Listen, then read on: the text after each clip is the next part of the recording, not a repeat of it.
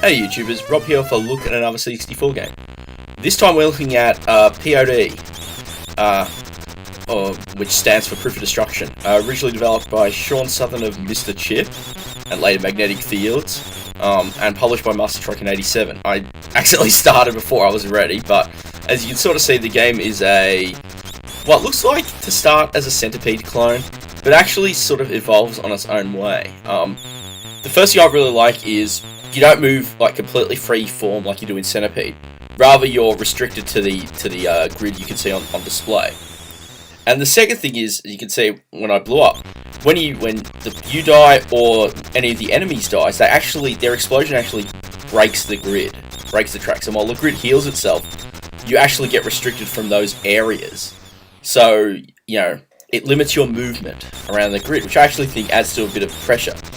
Unlike Centipede and a lot of other Centipede clones, here you're really only against the clock. The idea is to survive each wave until the time runs out, which you can see located on the scoreline at the top of the screen. And I do like the little background raster effects. Reminds me a bit of almost like a primitive form of some distracting psychedelic activity, which is definitely a little more, which is definitely a kind of thing you'd rarely see on the 64 outside of Minter's work. Controls are, of course, incredibly well put together. Standard movement, standard directional movement, holding down fire to shoot, always a benefit. And now we're onto the bonus stage, which plays a little differently than you'd expect.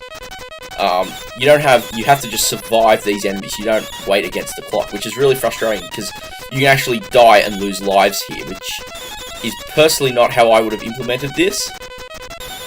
I would have rather have had it against you go through the wave, you die, then you move on to the next stage and you don't get points, or something like that. But, this isn't my game, so I don't have much say in that.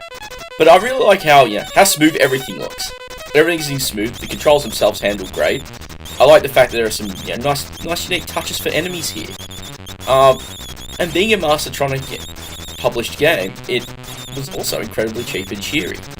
You're looking at a game that was a few dollars or pounds, £2 and probably $5 or so.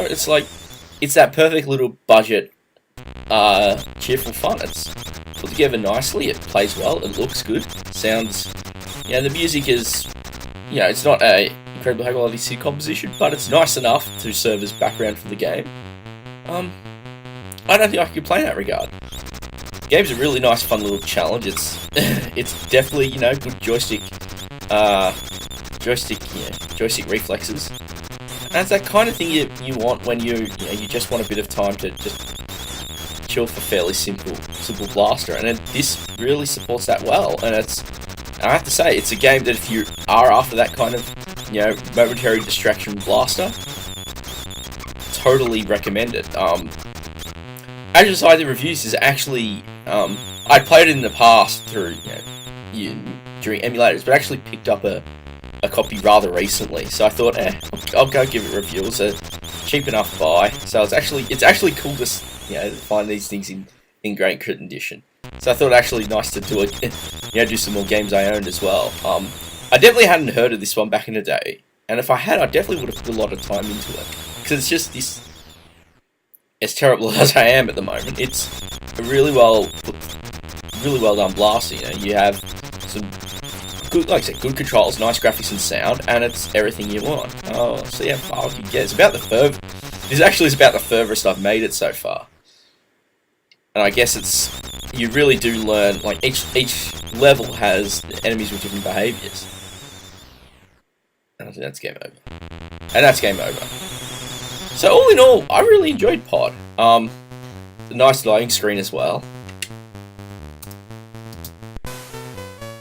And I think that's pretty much all that needs to be said. The game, being that little budget arcade blaster, there's not a lot of depth compared to a lot of other games.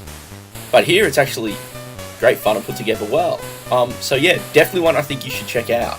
It's a nice small little game. It's not going to keep you engrossed for hours, but it's one of those games that'll let you come back to every so often and have a good blast. So all in up, thanks again for watching. I hope you enjoyed this. I look forward to bringing you another game soon.